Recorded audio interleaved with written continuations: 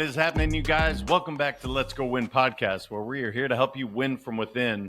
Today, the theme is going to be freedom. And the gentleman I'm going to bring on, he lives his life 100% based off this principle. And he does it in really cool ways that I hadn't thought of it. The way he has set up his life as an entrepreneur, it's absolutely awesome. You're going to love this dude. Jack McColl is a serial entrepreneur who's generated over 20 million across multiple online ventures in the consumer credit space. Through his flagship program, Credit Stacking, he's helped 3,000 plus entrepreneurs secure business funding. A seasoned speaker and Forbes featured expert, Jack also built and sold a travel company and now empowers others to achieve financial freedom through entrepreneurship. Outside of business, he's a private pilot, extreme sports enthusiast, and lives in Utah. Well, Jack, it's great to see you, brother. Great to have you on the show. And the theme for today's show is freedom, which based on your bio, I think it lines up. But how you doing, brother? What's happening? Yeah, for sure. What's up, Jay? I'm really happy to be here. Thank you for having me on the show. Looking forward to diving into my story, a bunch of tactics to help people gain more freedom in life. Whether it be in entrepreneurship or other aspects of life. But yeah, freedom's the word. Why freedom? When I say that word, before we dive into your story, and I'm sure your story will bring us some of these answers, but what is it about that word that you're like, dude, that's the one? Because when we were talking off air, I was kind of throwing a few things out and you're like, nope, this is clearly the one. Why, brother? What is the pull for that word freedom? Yeah, I think when you mentioned freedom to me, that word, I was like, yes, let's definitely go with that for sure. I think people should strive for a life of freedom, to do what you want, when you want, to spend time with who you want, and build that dream life of ultimate freedom, to live where you want to live, whether it be on a farm, in the city. If you want to get a private pilot's license that I recently done, buy an airplane, to me, that's freedom.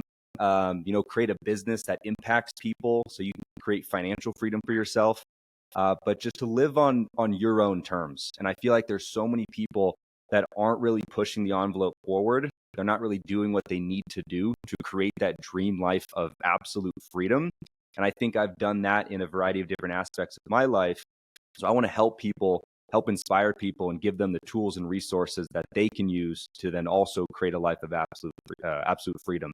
That definition changes depending on the person. But I think, getting a nice piece of property for most people is a degree of freedom, to have certain freedom on where to live, how to travel, to go to international, European destinations, whatever that may be, or to spend a lot of time with their family. But I want to help inspire people and give people tactics to create certain freedoms in their life.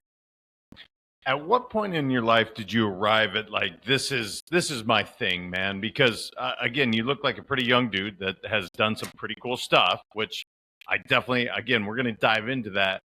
But for me, I don't think I really, really appreciated and could put my hands around freedom, what it meant to me, until I was like 45, and I'm 47 now. Built some cool stuff along the way, couple companies, did all that. And yet I still didn't really understand how important that my favorite F word in the world. Some might argue it, but I'm telling you, this is my favorite F word. But I don't think it hit me till 45. How about you, man? When was it like, yes, man, this is 100%. This is my North Star. Yeah, that's a good question, JM. I think for me, I've been an entrepreneur for the last 10 years. And in the middle of that, in about 2018, I sold a travel company for not a crazy amount of money, but I built a travel company. We helped organize spring break trip for university students. And my brother and I sold that company to our competitor, and then worked for that competitor for a year and a half. And it was a great job. We were in sales. So we were making pretty good money. We were having a great time with this company. We did really cool trips and everything like that. But then I started to notice I had less freedom because I then got myself a job. And so I ended up quitting that job and moving to Indonesia, into Bali, Indonesia, where we created another company where we did Airbnb arbitrage right before COVID. And then COVID ended up knocking that business out.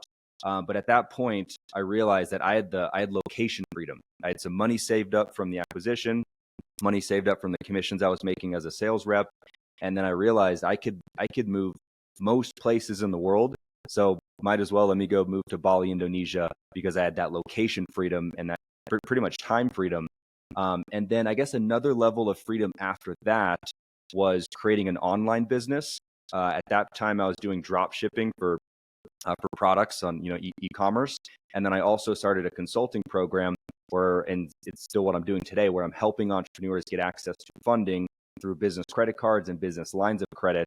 And so to be able to make money online more than just having some savings really, really helped me out in understanding, okay, now I have absolute location freedom and time freedom. So I think just creating an online business really helped with that freedom.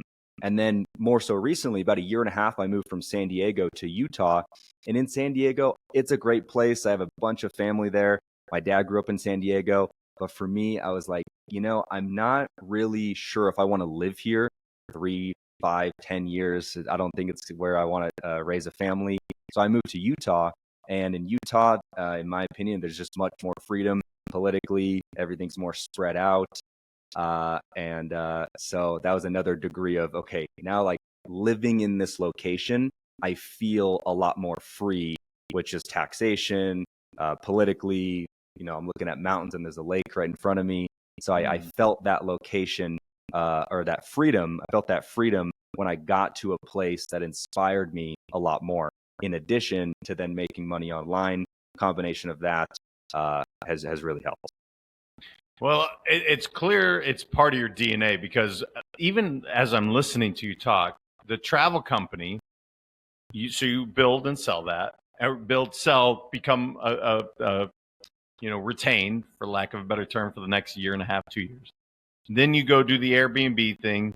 Then you do this really cool thing. I think it's called credit stacking. Yes, credit stacking, which I can't wait to hear what that is, because again, if the theme is all about creating freedom, it sounds like that's what you're doing for folks. But what I'm fascinated about, brother, is as an entrepreneur, you're going, yeah, man, I'm going to go ahead and do this travel company. Then I'm going to do Airbnbs. Then I'm going to do this. Not everyone is wired that way to be like, I can put my toe in this water or fully commit in and do well in no matter what it is. Have you always just been an entrepreneur at heart? And is this something that you're like, I feel confident that I can go succeed no matter what the industry looks like?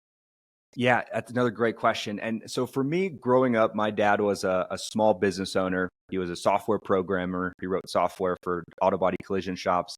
And he was always a one-man team, never made a crazy amount of money, but he made enough money and had certain freedoms in his life to spend a lot of time with his 2 kids and wife and the family, and bring us on different ski trips and occasionally go down to Mexico.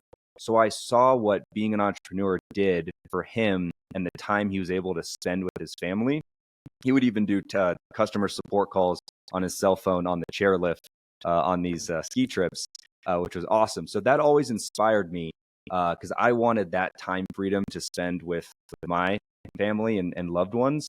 And so to see him work, the way he did in a home office to create that life, I always was inspired to do the same thing. And I think when I was in college and considering, should I get a job? Should I start a business? A lot of people, when they get jobs, they're certainly locked down to certain restrictions. They work 50 weeks of the year. They get 2 weeks paid time off, etc. They're at a fixed location. And I just didn't want to fall into that type of lifestyle. And I was just kind of confident enough that I want to start a business, and I'm probably going to fail on my first business. And that's exactly what happened. And then move to the next business. And, every failure I had was one step closer to success. And I think if you have that mindset of, a failure is just one step closer to success, I think that's a good mindset to have. And really, every different business I had taught me a different way to fund businesses, which 7 years later got to the point where I learned about funding businesses on 0% interest business credit cards, which we'll get into. But at the beginning, I only had $5,000 to my name. I self-funded a business. Then after that, the second business, I brought on an equity partner.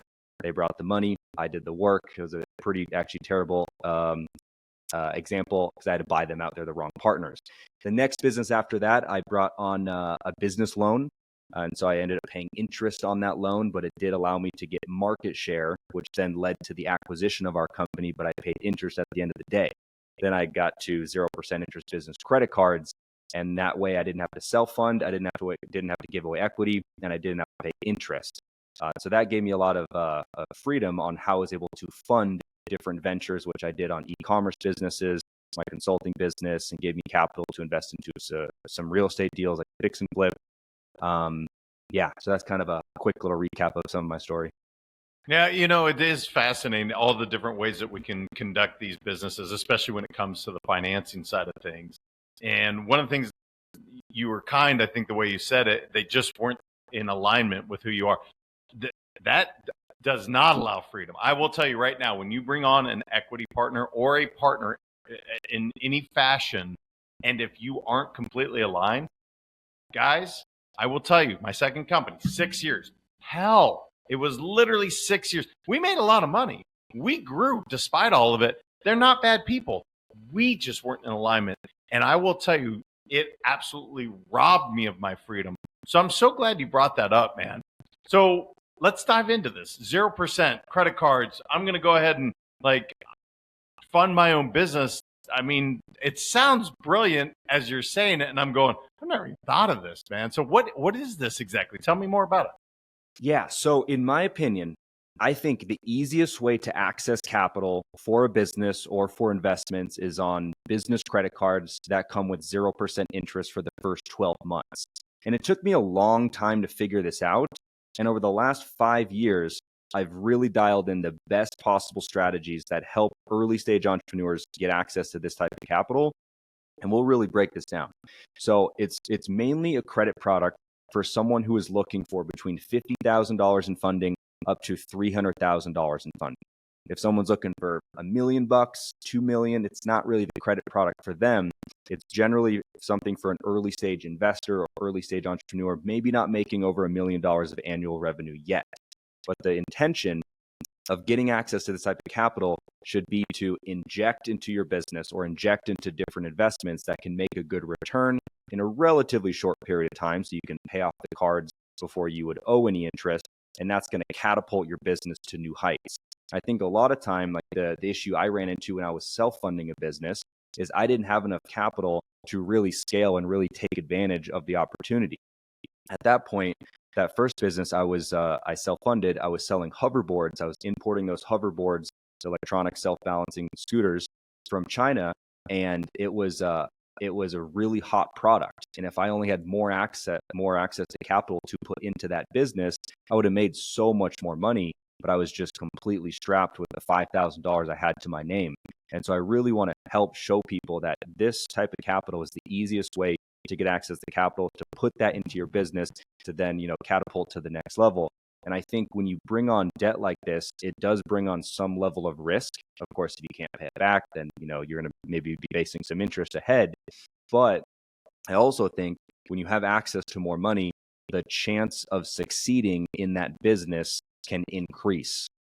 For me, when I was self-funding, $5,000, it's not much money to start a business. But if you have $50,000, you can do a lot more. You can hire the right team. You can bring on certain key hires. You can buy certain equipment that you need, depending on if you're a service-based business, if you're an ice cream shop, if you have an online company, etc. When you have more money to work with, I think it's easier to scale.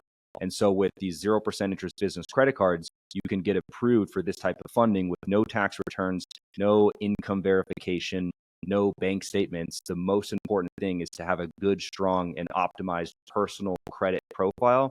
Because when you apply for these business credit cards, they are looking at your personal credit profile. And you're personally guaranteeing the money. Your business is not personally guaranteeing. You are still personally guaranteeing the money. But what's incredible about these cards is they don't report to your personal credit profile. So if you max out a personal credit card, it's going to tank your score. But if you max out a business credit card, because that account's not reporting to your profile, it doesn't negatively affect your score unless you default on the money. But you can utilize that card, put that money into the investment or into your business, and your score stays unaffected, which completely blew my mind. So to recap that, the accounts don't report to your credit profile. They're 0% for 12 to 18 months, and you can get approved with no income verification or tax returns, etc. So when I figured this out, I was 7 years into entrepreneurship. I even studied business at University of Washington, didn't learn anything about how to fund businesses. It took me 7 years to even learn about business credit cards, which blew my mind. And I was able to really figure some key things out. I was talking to internal bank connections to understand what the underwriters wanted to see on credit profiles in order to get max limits on these cards. So I figured that process out on myself and a few people in my close circle. And I was like, wow, this is incredible. And then I realized there's probably millions of other people that don't know about this. Like I didn't know about it. So then I put together a coaching program where I started teaching people for free at first. And then I realized this is a big deal and I could help a lot of people. So then I created Credit Stacking, and that's my private group where I teach over 3,000 people on how to access money through this type of credit. Wow. So it's really cool because as you're talking, I'm like, well, these people are betting on themselves 100%, right? Like, okay, I have a good idea. I have a solid business plan. I just don't have access to the funding. Now, I'm curious, brother. I know you have to have some really cool stories of people that came from just, they had this great idea, but they were just strapped, man. And bootstrapping it just wasn't going to scale the way they wanted. So I definitely want to dive into some of those. But before we do that, is there a certain mindset this is just the wrong person to do this? And I'm asking because I imagine fear, this would just absolutely, it could crush someone. And I'm not saying it's not a good idea. I think it's actually brilliant. But there are people where they get so fearful and scarcity mindset that I could see this just like, oh my gosh, now I have this, which would give you freedom, you would think, to grow your product. But I'm just curious, is that one of the times that you're like, nah, dude, this isn't for you? Do you kind of see that where this is a good fit for this type of individual and maybe versus this? Do you see that, Jack? I'm just curious. Yeah, and that's a really good question. I think using this type of tool is certainly best if there's a very clear way on how you're going to use the money, how it's going to make you more money, and how it's going to be able to pay off the card within a 12 to 18 month period, depending on that introductory 0% period. So things like investing in the stock market where you have little control, you basically no control over, that's a very risky thing to leverage this type of credit product for. But if it's like something like you do drop shipping and you know that if you can spend a little bit more in advertising, you can make more money in a short period of time, then okay, perfect. You already have that idea. It's working in concept. You just need to inject more money into it so it makes you more money. Then that's perfect. If it's something like Airbnb arbitrage, where if you can get a few more rental properties and you know it can make you more money in a 12-month period, then that would be another good business model for it to work. So in terms of characteristics of people, I think you definitely want to believe in yourself, and you got to take certain risks to get certain rewards. And if you really like comfort, maybe entrepreneurship is not the most ideal path to take.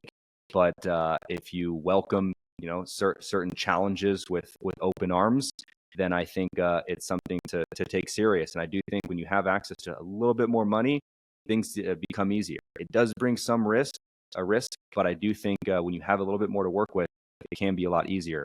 I do think, again, it's usually something where someone has an idea already. They have a concept and they know, and they're confident enough where if they can put another 50 grand into that project or into that business, they're going to make more money. Then for that person, it's usually a really good idea.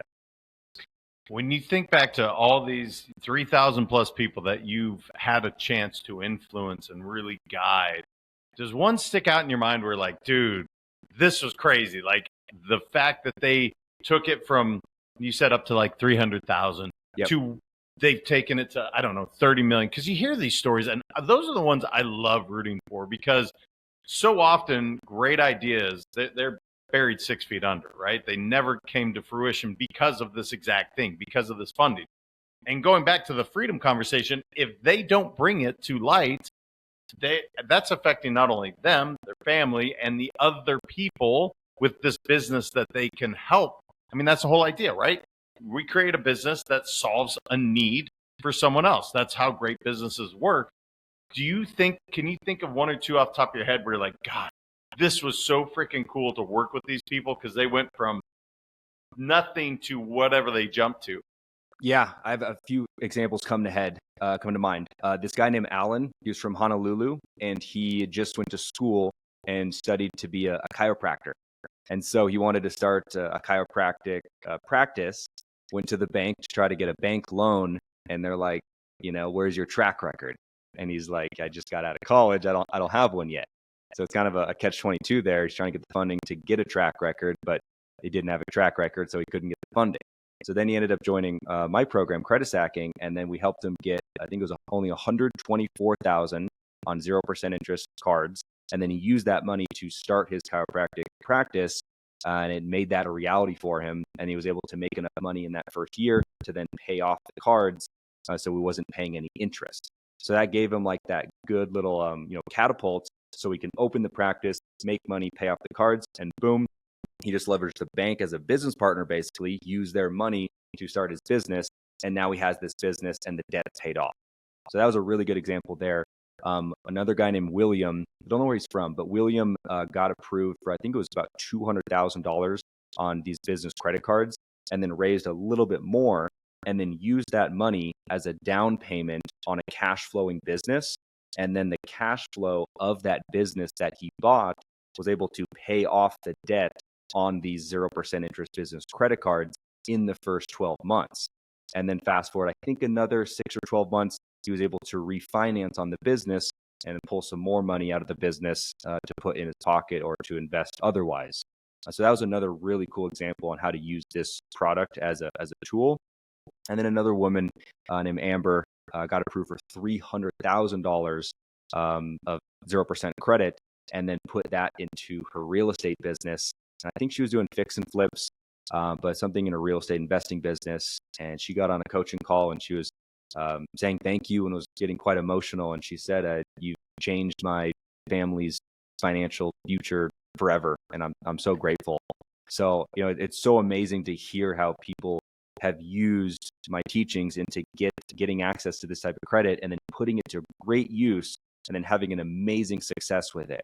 And again, using credit as in your business, it carries risk. If you spend it on something that doesn't make you money, then it can put you in a tough spot.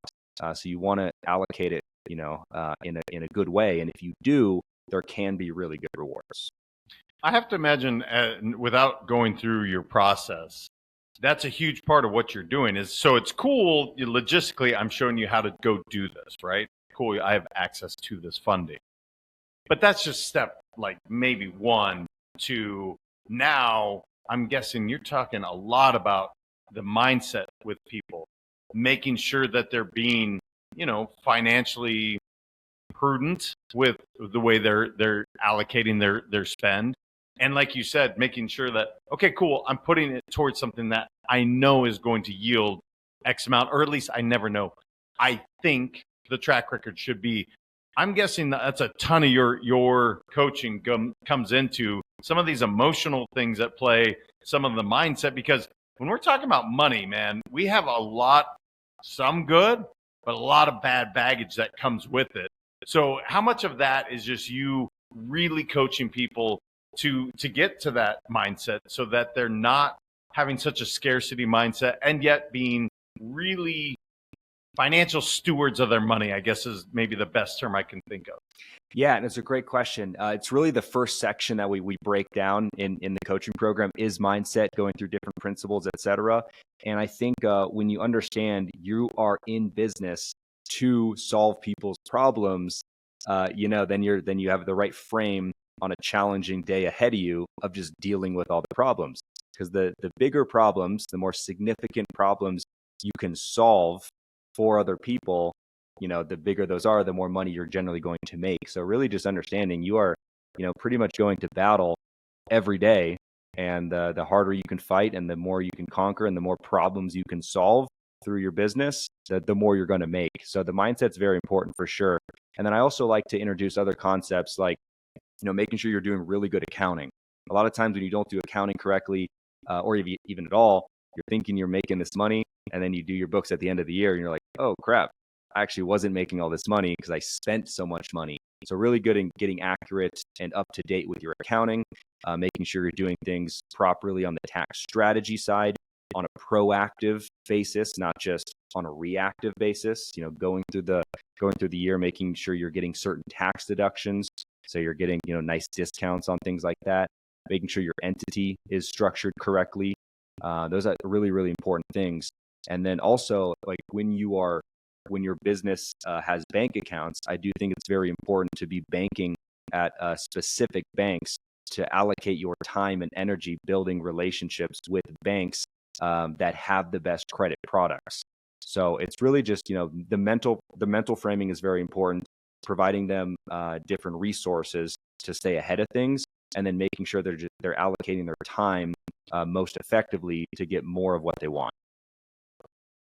I have to imagine these credit card companies love you. I would think, right? Because you're bringing them a ton of business, brother. Like, are you on their list of like, Jack is the man, we're taking care of him? Like Visa, American Express, MasterCard, they're like, dude, Jack's our guy, we got him? Or how do they look at you, man? I'm curious. Is this something that you really institutionally talk to them about what you're doing, and do they support it? Because again, the risk, obviously there's a huge reward if somebody defaults. Not that I'm saying credit card companies want that, but if they default, there's a huge reward for them potentially. And you're really advocating for something that it's not taught in business school. You said at University of Washington, this wasn't exactly something that you went to school and they're like, hey, Jack, this is how you should go fund a business. I have not heard of it this way. So I'm just curious, how do they look at you, man? Are they like, this guy's awesome, or we're not so sure? Yeah, on a large institution level, I'm not exactly sure, but I do have a lot of banker contacts that I refer the clients that I work with, I refer them when they're ready over to certain bankers. And those bankers love the introductions, because before the introduction, they know that I'm working with this client to help optimize their credit profile, build a specific relationship with that bank. So they're usually a pretty ideal client once I'm able to refer them over to these internal bankers. And then, so the bankers love the introductions because they know I'm putting the work in first. It's not just a random person walking into the bank, doing an application, and maybe they have high balances, things like that. And so really, like when we optimize someone's credit profile, we're looking at things like the balances they have, the types of accounts they have, their collective personal credit limits, the average age on their profile, the amount of hard inquiries they have in the last 6 months. And all these different things on a credit profile are customizable. If someone's age is really young, there's ways to increase that age by adding a certain account. If your collective personal credit limits are only $10,000, well, we have a list of high limit personal credit cards that we might want a client to apply for to increase their collective personal credit limits. And if they don't have any tier 1 credit cards like at Chase, Wells Fargo, Bank of America, then we're gonna want them to apply for a tier 1 credit card. So we look at everything on their credit profile and make sure it's as attractive as we can possibly get it before introducing them to bankers or before sending them to specific banks. And so that's kind of the first step there, is optimizing that profile. Step 2 is, and you can do this simultaneously, is build strong relationships strategically with certain banks. So like at American Express, you can build a good credit relationship with American Express just by getting a couple of their credit cards, maybe an Amex Business Gold, spend on that for a couple months, and that's going to build trust. So when you apply for their 0% card, they're going to give you a much bigger limit. Other banks like Chase and Bank of America, you're going to want to start building a bank relationship with those two banks. So open up business checking accounts, show some deposits. That's going to be very helpful, especially Bank of America. They really love to see deposits. Chase is a little bit more lenient. Chase will give out the most amount of limits. Like you can get approved for two $75,000 Chase business credit cards that come with 0% interest for 12 months. It's not an easy thing to do. There's certain things you want to do before that, but we help people on a basically weekly basis get $75,000 cards at Chase alone. And so by doing this for 5 years now and working with over 3,000 people, I just have so much data on what works and what doesn't work. So if I look at a profile and I can see certain collective personal credit limits or a score of this, et cetera, I kind of know, this profile is not going to do that good in funding. So let's spend the next 2 months optimizing this profile. We'll get you to that attractive point, and then when you're ready, we'll introduce you to our bankers. So I'm thinking of all this business you bring them. You should never pay for a flight or a hotel, a car. I don't know, man. Does it reward you the way it should? Because I know you're, the private pilot. You can go anywhere. You should be able to go to any hotel you want because of these rewards. How does it equate at all, brother? Or they, again, without knowing, my wife does I'm realizing as I'm talking to you, she does all of this stuff. I don't know anything about the finance side.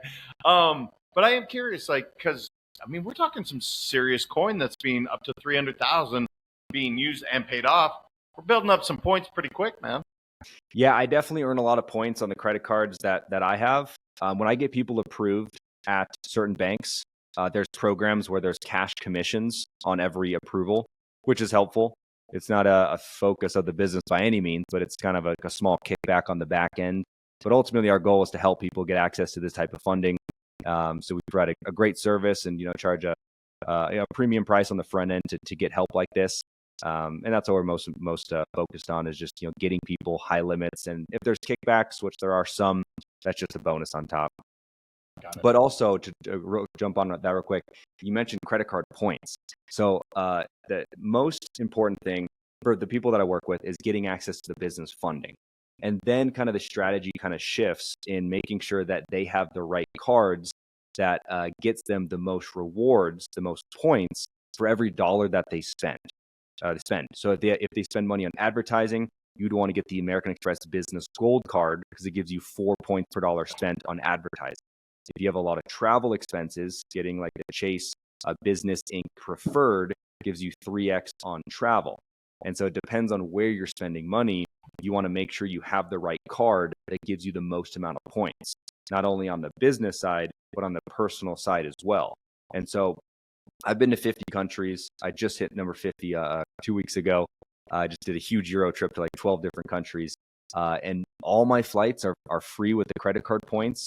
And it's not even just using the credit card points through the bank portals. There's actually more advanced strategies that I teach in my programs where we can move the points from the bank portal, from Chase, from Amex, directly into the airlines. And there's different softwares that show us where the best deals are. So a good example, on my flight from Chicago to Italy, for 3 people, instead of spending $15,000 on 3 business class tickets, I spent 150,000 miles with a certain airline. If I booked that same reservation on the Amex portal, it would have cost 1.5 million points. Damn. So I got a 90% discount and used my points. It was insane. And so usually for people, you need to get the business funding to then put that money into your business. Then your business is going to be spending more, making more. Then cool. Now you have this byproduct, which is the credit card points. And now hopefully your business just created some freedom in your life. So now you can use the credit card points to then go travel in luxury around the world for free, at least getting the flights for free, some of the hotels for free. So it's kind of that perfect 1-2 punch. Get the funding, grow your business. Cool. Now you have some points. Now you can travel for free. My wife and I did it. No, I did not. So fully, I'll put this out. I didn't do any of the planning, but we went to Portugal for our 20th this year, and business class, very similar to what you said. But I want to just kind of help people understand this. 3 business class tickets for 150,000 points. When I think of 150,000 points in my mind, I'm thinking about $1,500. Now that's not 100% that way, but that's how it equates in my mind. Yep. And we're talking business class from Chicago to Italy, you guys.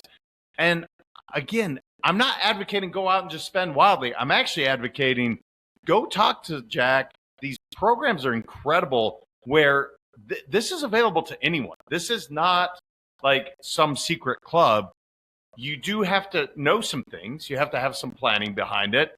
But it is remarkable if you are intentional about it, how you can really, again, travel in some really nice accommodations for, like you said, a tenth of the price. That's so cool, dude. So what was your 50th country, since you mentioned it? I mean, freedom, we're Yeah. talking about it. What was number 50? Number 50 was Bulgaria.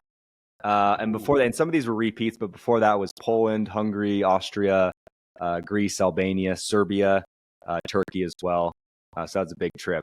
But to loop back to your response there, the main thing that we're striving towards, and I'm helping people, is freedom, right? Going back to the word freedom, it's getting access to the capital to put in your business, to scale it, to then create freedom in your life.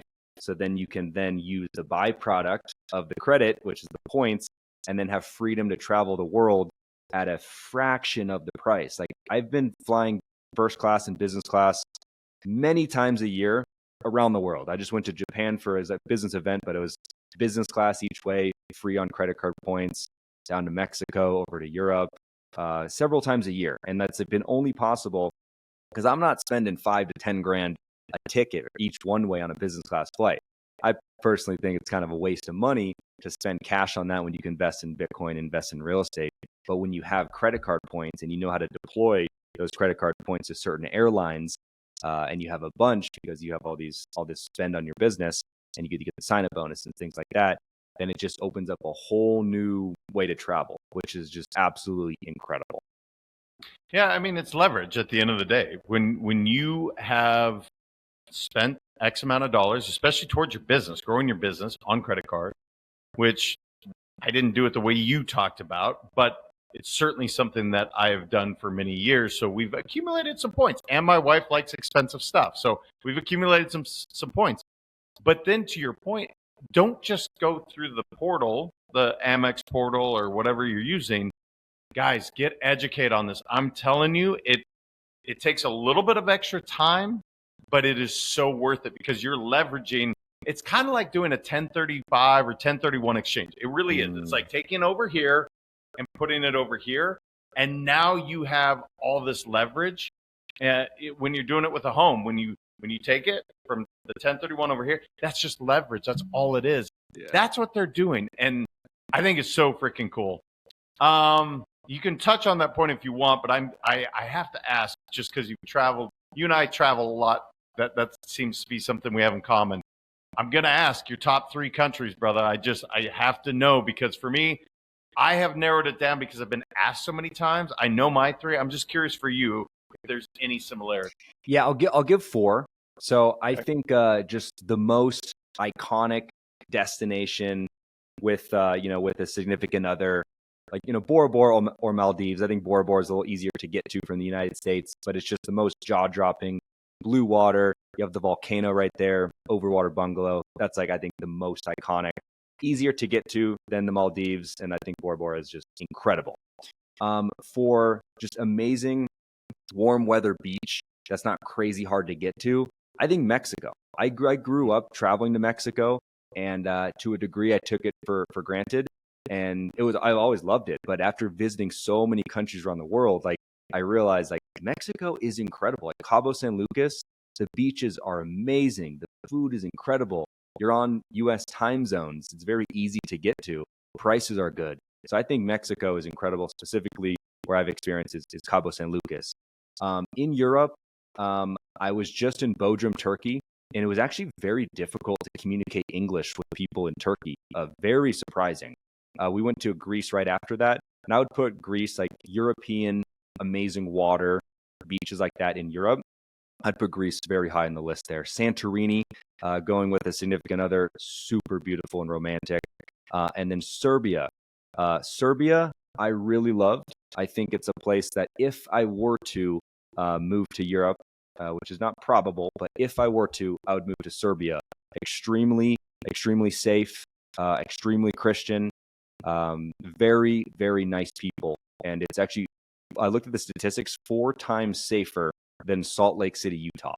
Salt Lake City, Utah is safe. Belgrade, Serbia is 4 times safer. And I really appreciate that. Everyone is very good looking there. Food prices are amazing. I just really like Serbia. That's pretty. I didn't know that about Serbia. I mean, I've never been to Serbia, but I love like Djokovic. Like he's my favorite tennis player. So I'm like, this is a cool place to go. Um, but I had no idea because when I think of Serbia, I think of Belgrade. I think of Croatia. There was so long. There was so much turmoil. Mm-hmm. That's wonderful to hear. And by the way, guys, he lives in, just came out not long ago, Utah is considered the most safe. Sorry to put this out there. I'm from Montana originally. I know the West Coast people are like, don't say it's awesome to live here because we don't want so many people. But you live in, literally, it just got rated #1 place to live in the country. Tell me about flying all over Utah, brother. What has been just a cool part of getting your pilot's license? Because that's not easy, guys. Like, that is a commitment. So are you getting out there a bunch? Are you seeing stuff you never thought you'd get a chance to see? Yeah, so I got the pilot's license about a year ago and bought an airplane shortly after that. We have my brother and I have a Cessna 206. He's also a pilot. And it was a big commitment on going through that training, getting that private pilot's license. It took us about 4 months, flying about 3 times a week. Total cost of the training was like $15,000 for anyone interested. But then we bought a plane and we just been flying down. One really good flight was down to Moab. We went to Arches National Park. We just flew over it and it was a 2-hour flight down there. Really cool to fly over. We went north up to Jackson Hole. I flew right around the Grand Tetons, like the Grand Teton. I flew right around it, maybe 200 feet or less from the Grand Teton last month.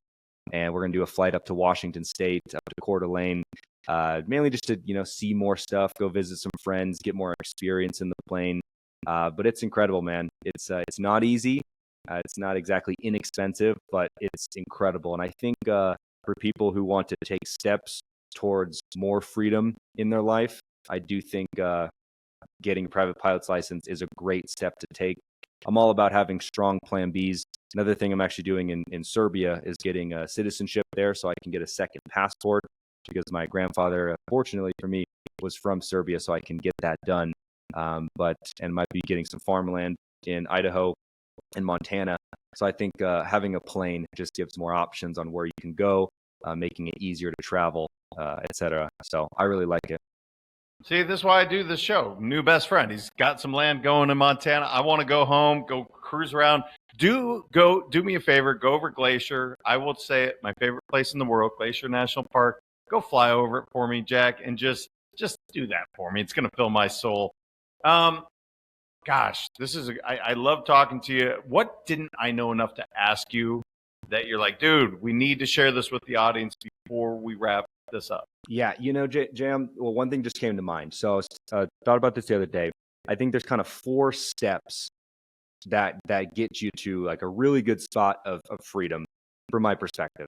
The first thing is you need to develop a really solid product or service that helps a lot of people. Or maybe not a lot of people, but like it solves a significant problem for people. So dial in that product or service and then start to put certain systems and processes in that business, whether it be, certain automations with Zapier automations. If you have an online business, start to figure out how you cannot be responsible for every single task of the business. Maybe it's text templates and customer service emails or whatever it is. But start to put together some systems and processes in that business. And then 3, start to hire people to manage some of those systems and processes. And for me, on a lot of my online businesses, we hire a good amount of Filipinos from the Philippines, and we can pay between $4 and $8 an hour for simple admin tasks, even actually some pretty advanced customer service. So don't always think you need to get an American for every single job position. We outsource some of our talent, global talent, and that's been a game changer for our online businesses. But so that was step 3, is hiring a team to start doing some of these tasks for you, whether it be customer service, maybe it's sales, maybe it's a marketing expert. I'm always doing the things first for a small period of time, and then I start to develop a system and a process on that task. Like, and customer service for one of my entities, I was doing all the customer service for like 1 or 2 months. I was doing it because I needed to figure out what people are asking, What do we need to tell them? I need to put together templates and then put together a very extensive standard operating procedure to then train someone that I hire. So I had to do it first. With our marketing, our ads, we always like to do things first at the beginning and then hire an expert to come in. So again, step 3 is bringing on people to build your team. And I never learned that from my dad. He was an entrepreneur, still is, but he was a one-man team. He still is a one-man team. He never liked to delegate. And so it took me a long time to figure that out. But once a task starts to become repetitive, that's when you need to figure out, you need to ask yourself, why am I doing this task? And most times you'll answer the question like, well, I'm doing this task because I don't have a system or process around it, and I don't have someone to train who can take this task off my plate. So then start to build that. Okay, what's this? How do you build a system around this? How can you train someone to do this, etc. And I also learned that if you bring on people to do a few different tasks, maybe it's just one task, but a very small amount of tasks, that person can have the ability of getting better at that task than you, even though you created that system. Like for me, I'm thinking about 100 things, 1,000 things a day. When I bring on someone and train them on a system that I created, a customer service system, she became better at that than me, and I created it. And that's because she focuses on just that every single day. And I'm doing like 100 things. It's hard to be an expert at 100 things, right? So that was a very impactful for me. And then 4, actually, I skipped a step. That was 4. Number 2 is to be able to get access to capital, like we've been talking about, so you can inject it into the growth of your company. So if you have a good service, you have access to capital to inject, you start to build systems and processes, and then you hire a team of people who can start to do some of those tasks, and then you can oversee everything. Then at least for me, that put me in a really good position. And I love to go on vacations here and there. I think it's actually good for the business, because when I can step back and kind of stress test my team and the systems that I've helped create, I see what was working and what wasn't working. So when I come back, I fix what wasn't working. I congratulate everyone on what was working, and I just make the business better. So when you can step back a little bit and then come back in to improve everything, that's been a game changer for me. Yeah, guys, it literally is. If you want to test your leadership, do exactly what he just said. So here's permission. Go away for a couple weeks. If your stuff falls apart, it tells you your leadership kind of stinks. If it stays the same or even gets better, you're actually crushing it as a leader. I'm so glad you brought that up. Brother, I could talk to you for hours.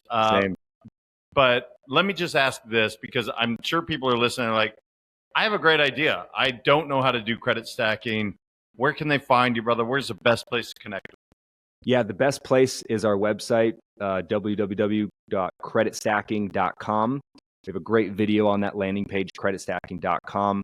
Also, I'm pretty active on my Instagram. It's Jack McColl. That's MCCOLL. Shoot me a follow on Instagram. Go check out our landing page if you're interested on how to get access to capital to put that into your opportunity. Definitely book a call with someone on our team. Free strategy session. We'll go through your exact scenario, figure out if you're a good fit for this type of credit and tool, and see if it'd be something that you would want to pursue. But yeah, creditstacking.com or my Instagram, Jack McColl. Guys, go check it out. I mean, again, this is something that wasn't taught to us, and yet he found a really good, I won't call it a loophole, he found a way to utilize a really good system that is available to us. May as well take advantage of it. Jack, you're awesome, brother. Thank you so much for just coming on and sharing so much. I appreciate it. Awesome. Yeah, thank you, JM. It's definitely been a blast. I appreciate you. I told you you're going to love this guy. I mean, just the concept that he has created with his brother. I mean, I can't tell you how many people I've seen that their entrepreneur spirit dies without the funding. And literally they took, and I mean this as the greatest compliment I can give, they took a very simple concept and they have figured out how to systematize it so that people can achieve their dreams. And then after you do that, so you create the financial freedom that you're looking for, now you create the time freedom. And through his program, You're literally flying business class, first class, staying in great hotels, all on the same program. So guys, 100% go check out Jack. He's just a cool, humble guy. I really think obviously, if you listen to the whole podcast, it's hard not to really like everything he had to say. But man, what a cool service that they provide. So I hope you guys get a chance to check it out. Until next time, remember your mindset matters. I appreciate all of you guys so much. Please be sure to share this, like this, send it to someone that you love and care about, because we are growing the show. It is absolutely taken off, and it's so much because of you guys. I appreciate you. Until next time, have a great one.